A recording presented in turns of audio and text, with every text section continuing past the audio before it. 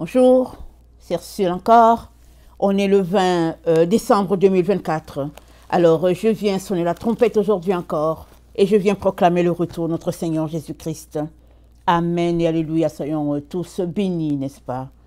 Alors, aujourd'hui, je viens parler d'une course avec soi-même. Amen. Alors, on est en course et en compétition avec soi-même. Et c'est pas avec un autre, c'est pas avec un groupe donné, mais tu es en compétition avec toi-même et puis tu es en pleine course avec toi-même. Amen. Parce que Dieu a prévu qu'il y a un point que chaque être humain devrait atteindre. Amen. Et c'est Dieu qui a ton plan de match, si on peut le dire ainsi. C'est lui qui a le canevas. C'est lui qui sait quelles sont les différentes directions que tu devrais prendre.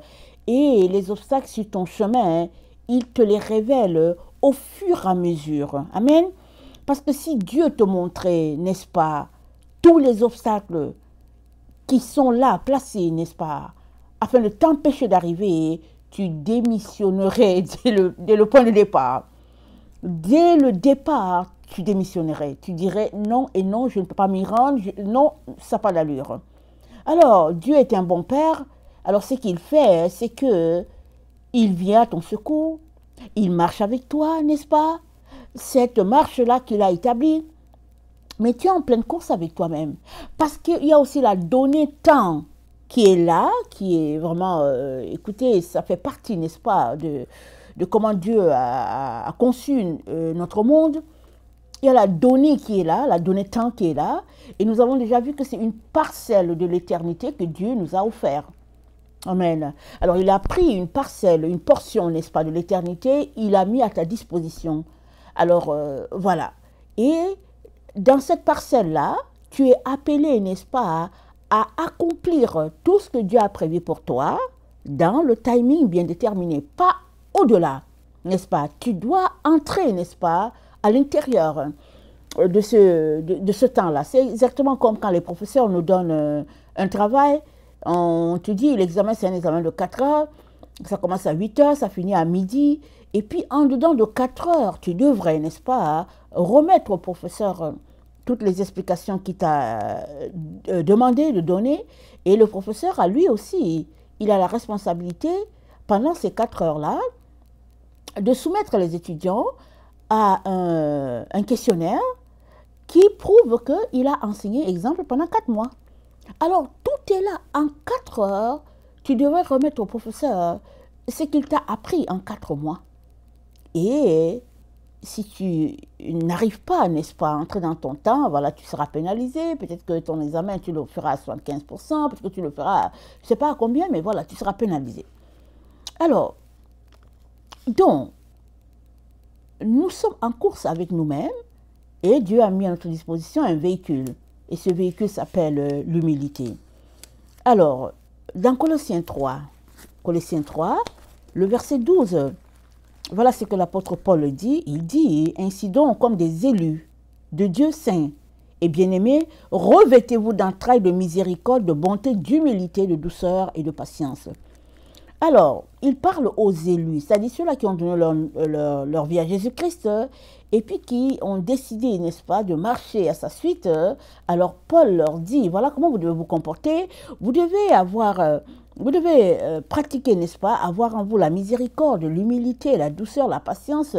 Il dit ça, c'est des traits de caractère qui devaient être vus sur vous. Pourquoi? Parce que c'est les mêmes traits de caractère qu'il y a sur notre Seigneur Jésus. Et puis, dans Romains 3, le verset 12, nous sommes exhortés, n'est-ce pas, toujours par l'apôtre Paul, c'est dit, la nuit est avancée, le jour approche, dépouillons-nous donc des œuvres des ténèbres et revêtons les armes de lumière. Alors, Paul nous dit de nous dévêtir, c'est-à-dire d'enlever le vêtement que nous avons, et il parle des œuvres des ténèbres, c'est-à-dire que l'orgueil, le mensonge, la convoitise, la gourmandise, en tout cas tout ce qu'on peut mettre dedans de négatif, n'est-ce pas, hein? Paul dit, enlevez ça. Et il dit, revêtez-vous. Alors, revêtez-vous, il dit de quoi? Des œuvres de lumière. Et nous savons tous que qui parle de lumière parle de notre Seigneur Jésus.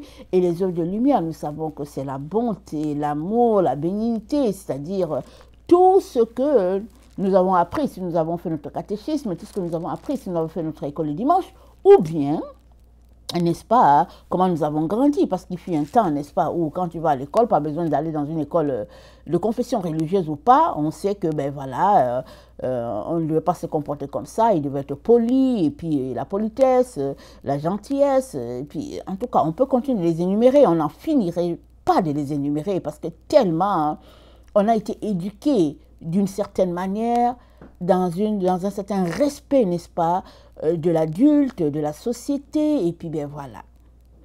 Et Paul vient renchérir cela en disant, dépouillez-vous de ce qui est côté négatif, revêtez-vous de ce qui est côté positif. Et nous savons que ce qui est positif réfère à notre Seigneur Jésus-Christ, parce qu'il est lumière, et puis s'il n'était pas venu, on n'aurait pas su, on aurait continué à marcher dans les religions, et puis dans les faits, il ne fait pas, dans les lois, dit, ne dit pas, mais Jésus-Christ est venu et puis il nous a délivrés, et c'est lui qui nous a apporté la lumière, c'est-à-dire il nous a apporté une conscience, n'est-ce pas, éveillée par rapport à ce que Dieu est et puis qui il est. Et nous savons que Dieu, il est lumière, et puis la Bible dit, en lui, il n'y a pas trace de ténèbres. C'est-à-dire, en Dieu, il n'y a pas une obscurité quelconque. Alors voilà, Paul dit, dépouillez-vous des ténèbres, revêtez-vous de la lumière, et nous savons que la lumière, c'est Jésus-Christ. Et dans Éphésiens 4, n'est-ce pas, au verset 21, le même Paul nous exhorte, il prononce une parole vraiment intéressante, il dit, Éphésiens 4, le verset 21, il dit, si du moins vous l'avez entendu, et si conformément à la vérité qui est en Jésus, c'est en lui que vous avez été instruits à vous dépouiller. Donc, il nous dit de nous dépouiller. Et au verset 22, il dit, tu te dépouilles par rapport à ta vie passée. Donc, tout ce que tu as été avant de venir à Christ, Paul dit, jette tout cela. Laisse ça aller. Ne t'accroche plus à ces choses, ne les pratique plus. Et maintenant, au verset 23, il dit à être renouvelé. Ça dit notre intelligence doit être renouvelée. C'est ça qu'il dit au verset 23. Nous sommes dans Éphésiens 4, le verset 23. Alors, tu es renouvelé comment? Il faudrait que tu prennes la Bible. Il faudrait que tu prennes les paroles de Dieu, que tu les lises afin que, n'est-ce pas, ton intelligence reçoive ce que Dieu a dit effectivement et que tout ce que tu sais, par exemple, dans la religion, par habitude, tu laisses ça aller. Une fois que l'intelligence est renouvelée et que tu comprends les choses par rapport à la lumière de Dieu et tout ce qui s'y rattache, Paul dit, revêtez-vous maintenant de Christ. C'est-à-dire, maintenant, porte Christ comme un vêtement. Et quand il dit de porter Christ, n'est-ce pas, il dit de revêtir l'homme nouveau. Et l'homme nouveau, il parle de la justice, la vérité, la bonté, et puis c'est ça qui représente Christ. Amen. Donc, Dieu, n'est-ce pas, nous intéresse en ce jour à pouvoir gagner notre course envers nous-mêmes. Amen. Et comme je l'ai dit, notre course, c'est envers notre propre personne, ce n'est pas envers quelqu'un. Amen. Et puis, tu es appelé à gagner cette course-là, et Dieu nous dit, par la bouche de ses différents serviteurs, voilà comment vous devez vous comporter. Et une fois que vous arrivez à vous comporter ainsi, c'est-à-dire dans la pensée, il dit, prenez le véhicule. Il nous encourage à prendre un véhicule. Et ce véhicule-là, si c'est lui que tu empruntes, il va te rendre à destination. Et ce véhicule, ça s'appelle l'humilité. Amen, l'humilité. Alors, quand la Vierge Marie était enceinte de Jésus-Christ, qu'est-ce qu'elle a dit? Dans Luc 1, au verset 49, elle a fait sortir un cantique de louange envers Dieu. Et elle a dit, au verset 49, elle a dit, parce que le Tout-Puissant a fait pour moi de grandes choses, son nom est saint, et sa miséricorde s'étend d'âge en âge. Sur ceux qui le craignent, il a déployé la force de son bras, il a dispersé ceux qui avaient dans le cœur des pensées orgueilleuses, il a renversé les puissants de leur trône, il a élevé les humbles. Amen. Elle a fait sortir un cantique en prévision, n'est-ce pas, déjà, de ce que cet enfant-là, qui est dans son sein, serait. Amen. Il est venu pour renverser les orgueilleux, les puissants, et les humbles seront élevés. Pourquoi? c'est tout simplement que dans le temps, n'est-ce pas, où il exercera son règne sur la terre, c'est ceux-là qui marcheront dans l'humilité, c'est ceux-là qui n'ont rien, les affamés, les expropriés, en tout cas ceux qui n'ont aucun mérite, c'est eux qui pourront, n'est-ce pas, se réjouir de la venue de cet enfant. Pourquoi? Parce qu'il est tout pour eux, c'est tout. Parce qu'ils n'ont pas mis leur cœur dans ce que les puissants mettent leur cœur. Les puissants, ils vont mettre leur cœur, par exemple, dans les dîners de luxe, dans les voyages, dans la vie peut-être sans but. Et ben voilà, ils parlent de futilité et ils ont des valeurs qui n'ont rien à voir avec les valeurs de notre Dieu, n'est-ce pas? Alors, Dieu nous dit, n'est-ce pas, de pouvoir... Alors, excusez le téléphone, hein, je suis désolée. Alors, Dieu nous dit de pouvoir prendre le véhicule de l'humilité. Parce que dans ce véhicule-là, cet enfant qui naîtra au monde, n'est-ce pas, viendra au secours de tous ceux-là qui auront besoin de lui. Et puis, on sait généralement que ceux-là qui sont nantis et puis qui regorgent, n'est-ce pas, de biens matériels, souvent, ils ne manquent de rien, entre guillemets, et ils n'ont pas souvent la compassion pour ceux-là qui sont dans le besoin. Et cet enfant-là vient, n'est-ce pas, mettre l'accent sur ce qui est essentiel devant Dieu. Amen. Et si nous regardons un peu dans Ésaïe 11, c'est dit au verset 1, « Puis un rameau sortira du tronc d'Isaïe, un rejeton naîtra de ses racines. L'esprit de l'Éternel reposera sur lui, esprit de sagesse, d'intelligence, esprit de conseil, de force, esprit de connaissance, de crainte de l'Éternel. Il respirera la crainte de l'Éternel, il ne jugera point par l'apparence, il ne prononcera point sur un oui-dire, mais il jugera les pauvres avec équité et il prononcera avec droiture sur les malheureux de la terre. » Amen. Alors, il jugera les pauvres avec équité et il prononcera avec droiture sur les malheureux de la terre. Et nous savons tous que, selon la justice du monde, n'est-ce pas, les gens qui sont nantis souvent s'en sortent et ceux-là qui sont démunis, ceux qui sont condamnés. Et si nous regardons à notre monde aujourd'hui, les coupables sont dehors, les grands bandits sont à l'extérieur, les innocents sont enfermés, on les accuse de ceci et cela, on remplit un casier judiciaire contre eux, et puis ceux qui n'ont pas les moyens ne peuvent pas s'en sortir. Et ceux qui ont les moyens, quand bien même ils auraient commis des crimes, sont capables d'aller, n'est-ce pas, faire toutes sortes de manigances, et puis c'est tirer les pieds, et puis s'en sortir, et puis être libre. Voilà le système du monde dans lequel nous nous trouvons. Mais Dieu dit que cet enfant, quand il vient tout simplement pour vraiment apporter une justice équitable sur notre terre. Et Dieu nous encourage, n'est-ce pas, à emprunter ce véhicule-là qui est l'humilité. Donc, maintenant, ce qu'il y a, c'est que ceux-là qui n'ont pas le Seigneur, au fait, ils ont un mode de pensée qui est... Je dois me défendre moi-même, je n'ai personne pour m'aider. Et puis, ils embrassent la voie du monde. Ceux-là qui ont le Seigneur disent, ok, je donne ma vie à Jésus, il va m'aider, il est tout pour moi. Mais, malheureusement, plusieurs de ceux-là qui ont donné leur vie au Seigneur sont un peu comme dans une sorte de fatalité. Je vais m'expliquer. C'est qu'ils donnent leur vie au Seigneur et ils s'asseyent sans faire leur devoir. Alors, aujourd'hui, je viens nous intéresser à décider de faire les devoirs qui devraient être faits.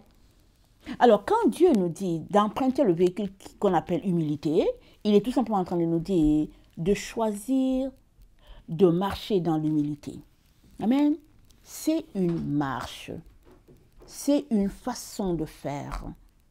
Alors, c'est une façon de faire, c'est-à-dire quoi? C'est-à-dire que tu laisses cette autre façon, qui est la façon du monde, qui est dans l'orgueil, de faire la grande bouche, entre guillemets, et tu empruntes l'autre façon de faire, qui est tout simplement la marche du dépouillement. Alors tu te dépouilles de tout cela qui est valeureux pour toi, et tu laisses ça aux pieds de Jésus en disant, Seigneur, je laisse toutes ces choses-là que je considère comme importante, et je me revêt de tes qualités. Et puis ce sera la douceur, ça sera l'humilité, ça sera tout simplement le fait de subir alors qu'on est innocent, toutes sortes de situations, n'est-ce pas? Le Seigneur nous demande de marcher de cette manière-là. Et c'est comme ça qu'on pourra s'en sortir. Alors, et pourquoi? Parce que dans le royaume de Jésus, c'est dit dans Zacharie 4, le verset 6, c'est ni par puissance, ni par force, mais par mon esprit. Alors, dans le système dans lequel nous sommes, alors on a déjà pris l'exemple, alors tu es dans une situation difficile et puis tu t'es fait prendre par un agent de la loi et si tu as l'argent, tu t'en sors et puis ben voilà. Tu n'as pas d'argent et tu n'as rien fait, tu es innocent, mais on te coffre. Et si tu as quelqu'un pour t'aider, alors tu viens avec les grands moyens et puis tu sors de là. Et puis Jésus-Christ dit dans son système, ce n'est pas par la force, ce n'est pas par la puissance, c'est tout simplement par son esprit. Ça dit c'est en communion avec lui, à l'écoute de sa direction, de ses directives, n'est-ce pas? Ce n'est que comme ça que les choses vont se passer, de telle sorte que quiconque, n'est-ce pas, est humain, a besoin de justice, Dieu va lui apporter la justice dont il a besoin pour que la personne puisse continuer de fonctionner. Alors, le Seigneur nous intéresse à choisir, n'est-ce pas, de marcher en n'étant rien. Voilà, c'est ça qui nous intéresse. Et dans Jean 15, le verset 4, dans Jean 15, le verset 4, alors que nous empruntons le véhicule qu'on appelle humilité, Jean 15, le verset 4 nous dit « Demeurez en moi et je demeurerai en vous. Comme le serment ne peut de lui-même porter le fruit s'il ne demeure attaché au cep, ainsi vous ne pouvez non plus si vous ne demeurez en moi. » C'est-à-dire, le Seigneur nous dit, alors qu'on est dans ce véhicule-là, il aimerait qu'on soit attaché, n'est-ce pas, au véhicule principal, que ce soit comme une charnière qui est là, c'est-à-dire c'est accroché, comme un membre qui est accroché au corps et qui ne se détache pas, n'est-ce pas? Et vous savez que la clavicule, elle est sur le corps, sur le tronc. Alors une fois que si ton bras sortait de la clavicule, tu aurais mal, ce serait difficile. Et puis bon, il faudrait peut-être aller à l'hôpital pour que quelqu'un te le remette et tout ça. Dans de tels accidents, voilà l'exemple qui me vient. Et Jésus-Christ dit, restez attaché à moi. Alors, pendant que vous restez attaché, la sève qui vient de Jésus-Christ va aller jusqu'à vous et vous allez continuer, n'est-ce pas, de rouler dans ce véhicule-là. On a l'exemple simple, n'est-ce pas, de ces voitures électroniques-là qui roulent, qui font leur chargement, comme on dit.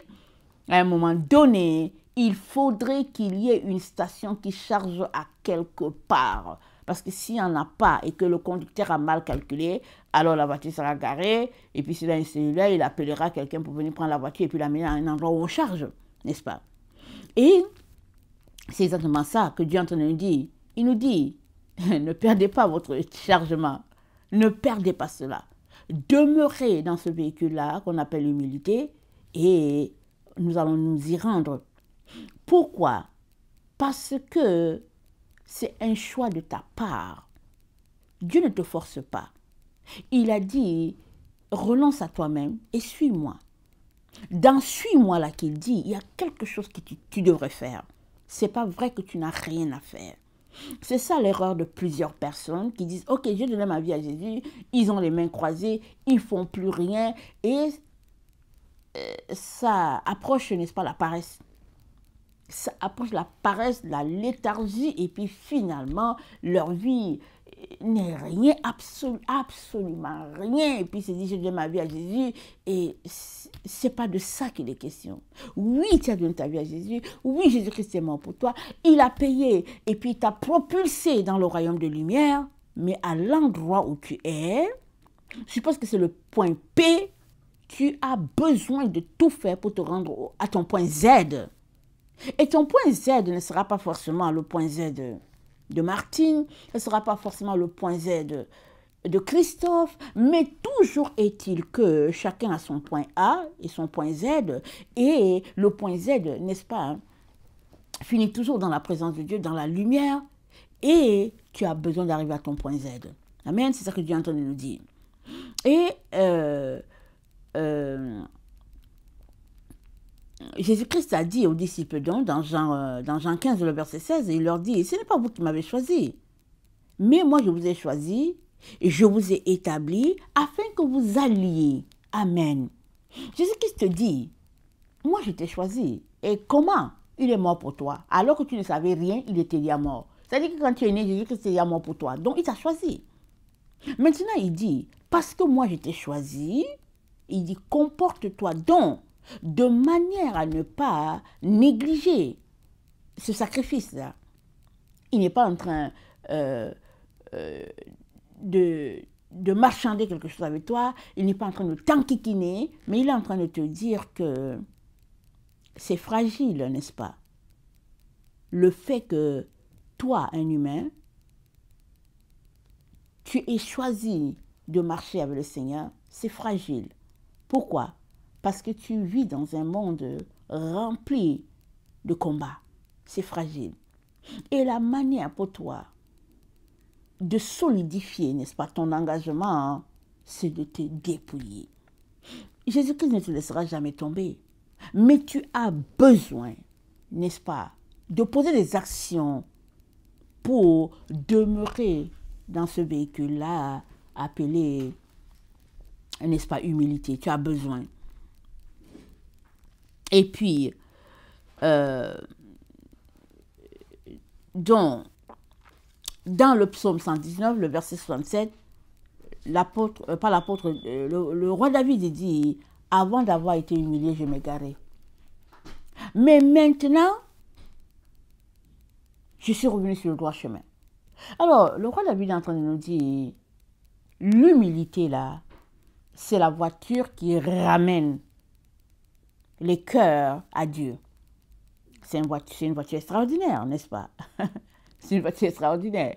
Ça veut dire que si tu es mal pris, alors que tu es dans la voiture de l'humilité, tu vas toujours revenir à Dieu.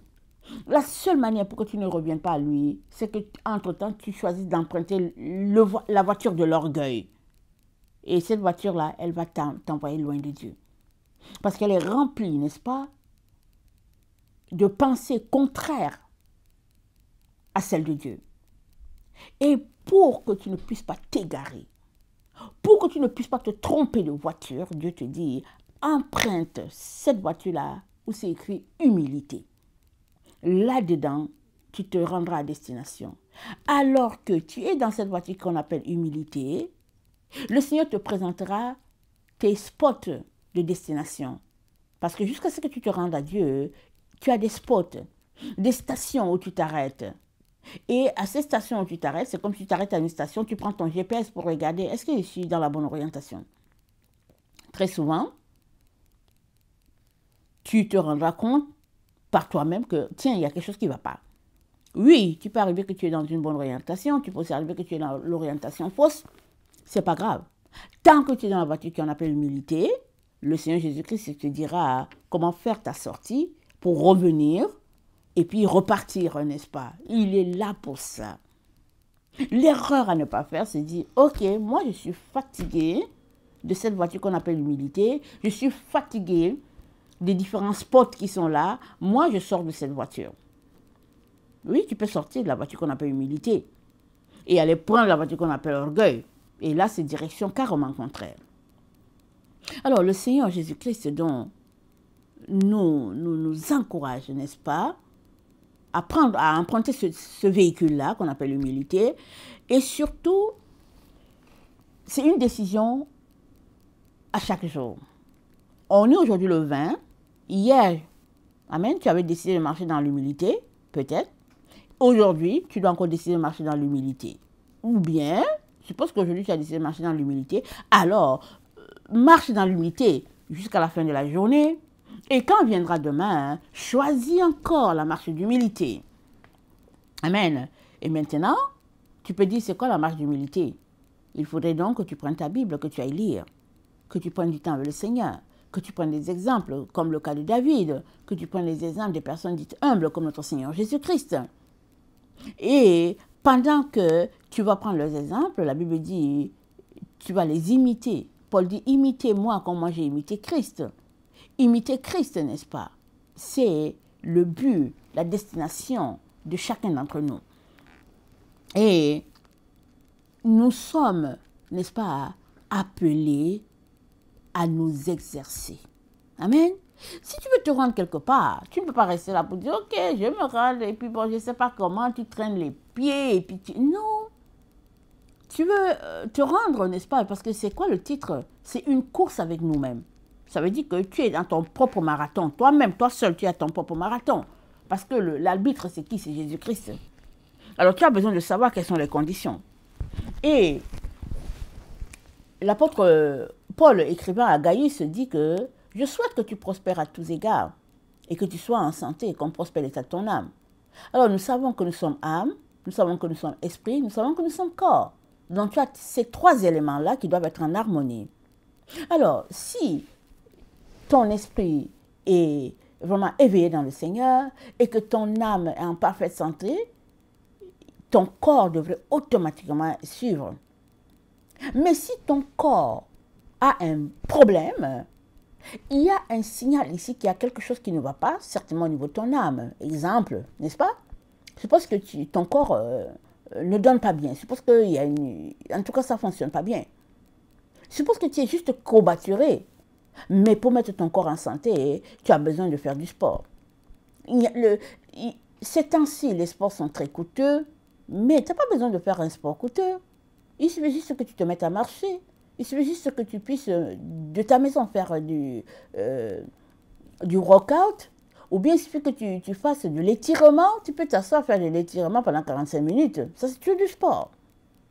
Pourquoi? Parce que tu te rends compte que tu es courbaturé partout. Et tu aimerais cet équilibre-là entre ton âme, ton esprit et ton corps. Mais si tu ne fais rien, rien ne sera fait. Rien ne sera fait. Et l'année prochaine, à la même période, ben voilà, tu auras les conséquences de ce que tu auras accumulé l'année d'avant.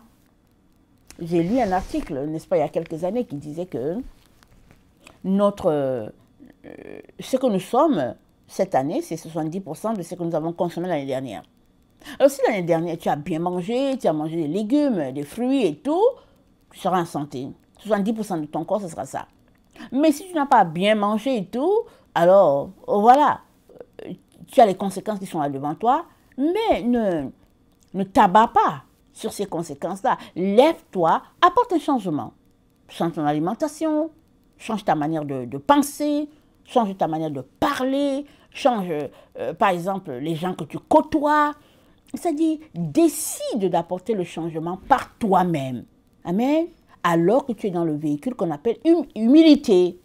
Et tu te rendras à destination. Amen. Très, très important.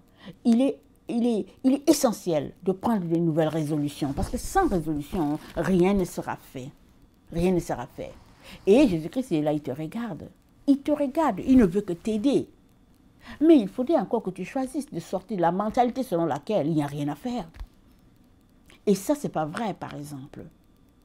Et je viens donc nous encourager, n'est-ce pas, à laisser aller les considérations qui sont fausses, les pensées qui ne sont pas celles de Dieu, qui ne sont pas des pensées, n'est-ce pas, auxquelles on puisse s'accorder. Il faut laisser tomber ces choses-là. Et embrasser les valeurs qui vont t'aider à aller de l'avant. Et ces valeurs sont avec notre Seigneur Jésus-Christ. Amen. La Bible dit, je vais terminer avec ça, dans le psaume 1, il dit, heureux celui qui ne marche pas, qui ne s'arrête pas, qui ne s'assoit pas en compagnie des pécheurs. Ça, c'est le psaume 1. Dès le psaume 1, on te dit, tu es heureux.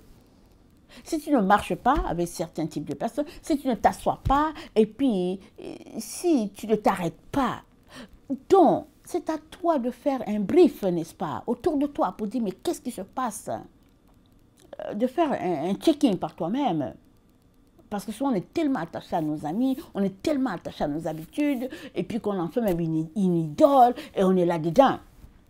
Non. C'est sûr que quand tu vas décider d'apporter ce changement, tu vas perdre beaucoup de personnes. Tu seras critiqué, les gens vont te claquer la porte et tout. Mais tu ne fais pas les choses par rapport à eux. Mais non, tu fais les choses par rapport à toi-même. Parce que tu es en course avec toi-même. La course d'atteindre le point où Dieu t'attend, n'est-ce pas? Et d'atteindre ta destinée. Tu es venu sur la terre pour quelque chose. Dieu soit loué. Si tes amis sont là, et tu peux les voir, leur dire bonjour, et puis des bisous et tout. Mais tu ne devrais pas t'arrêter là. Le temps avec tes amis ne devrait pas te prendre le temps où Dieu t'attend pour te rendre à une station. Non, c'est à toi d'exercer cette violence-là envers toi-même, envers ta propre personne, pour que les choses puissent être faites au moment où Dieu les attend de toi et dans le temps ou le timing qui les attend. Il y a un moment donné et il y a un temps, une période déterminée où Dieu attend quelque chose et puis il faudrait que ce soit fait. Il faudrait que, comment on appelle ça, le travail soit fait. Amen. Mais malheureusement, tu ne peux connaître le travail que si tu as une relation avec Dieu, alors que tu communies avec lui, il te dira le travail qu'il y a à faire. Et pendant que tu communies avec lui, il va te dire, presse-toi. Presse-toi. Il te reste un nombre de jours. Tu vas dire, mais de quoi il est question?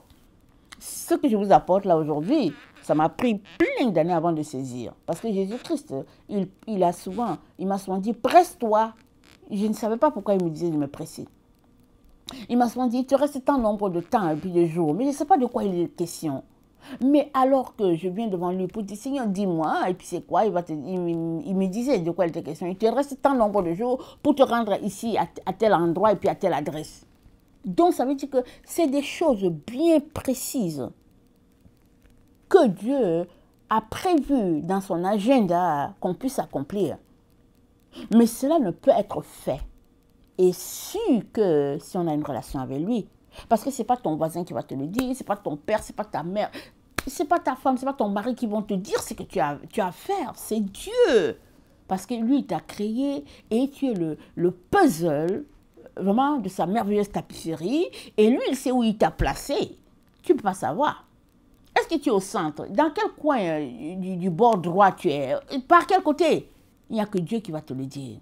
Amen. Il est donc très, très important, mes chers frères et chères sœurs, que nous puissions gagner la course que nous avons avec nous-mêmes. Très, très important. Et Dieu est là pour nous aider. Et le véhicule aussi est disponible, le véhicule qu'on appelle l'humilité. Et je prie que vraiment nous finissions l'année 2024, n'est-ce pas, dans la louange, la quiétude devant notre Dieu, et puis l'acclamation, n'est-ce pas, pour lui, et que nous choisissons de repartir, n'est-ce pas, en 2025 avec des idées pleines de lumière et puis des décisions dans le but de réussir et puis d'aboutir au point Z que Dieu a pour nous. Vous savez que très très souvent, on part toujours d'un bon pied. On dit oui, pour l'année nouvelle, je vais faire ceci, je vais faire cela. La question est, à la fin de l'année, est-ce que tu auras atteint tes objectifs que tu as établis? Alors là, nous sommes en décembre 2024. À ton avis, as-tu atteint les objectifs que tu avais prévus en janvier 2024? Les as-tu atteints? Et je vais te dire une chose, très très souvent, celui qui marche avec Dieu, c'est Dieu qui établit les objectifs. Amen. Et c'est lui qui peut te dire si tu les as atteints ou pas. Tu as beau dire oui, je les ai atteints, et Dieu va te dire tu ne les as pas atteints. Tu as beau dire je ne les ai pas atteints, et puis Dieu va te dire oui, tu les as atteints. Pourquoi? Parce que c'est Dieu qui fixe les objectifs. Et c'est lui qui sait ce qu'il attend de toi. C'est à toi maintenant de choisir la meilleure condition. Et la meilleure condition, c'est de bâtir ta relation avec lui. De prévoir du temps pour venir à sa rencontre, même si ça te prend 2 heures, 3 heures, fais-le. Tu auras l'impression que, oh non, mais c'est trop. Je veux passer 2 heures dans la présence de Dieu. Toi, tu penses que c'est trop. Mais 2 heures dans 24 heures, c'est pas trop. Mais surtout, 2 heures passées avec Dieu va te permettre peut-être de gagner 20 mois dans les 24 heures. Parce qu'il te dira exactement comment faire pour que ce qu'il a prévu puisse être atteint. Amen. Que le Seigneur bénisse sa parole. Et surtout, surtout, que nos résolutions prises, n'est-ce pas, aboutissent pour la seule gloire de notre Dieu. Amen. Je vous aime beaucoup. Et puis Maranatha, et puis bonne année, n'est-ce pas? Je le fais déjà, parce qu'on est à 10 jours, et puis très souvent, on se met à courir par-ci, par-là, et puis on oublie ce qui est important. Alors moi, je vous souhaite une bonne et heureuse année 2025, remplie des grâces de Dieu, et je vous souhaite une bonne fête de Noël, n'est-ce pas? Et puis un bon temps en famille, et puis voilà, ne mangez pas beaucoup, et que ce soit plutôt des temps de réflexion, de communion avec Dieu, un temps où on se ressource, n'est-ce pas, dans le Seigneur, et puis qu'on a des attentes, n'est-ce pas, pour l'année à venir, des attentes de pouvoir connecter parfaitement avec le plan divin et surtout de réaliser ce que Dieu a prévu pour nous et de le réaliser de manière triomphante, n'est-ce pas? Donc voilà, que le Seigneur bénisse sa parole. Amen et alléluia.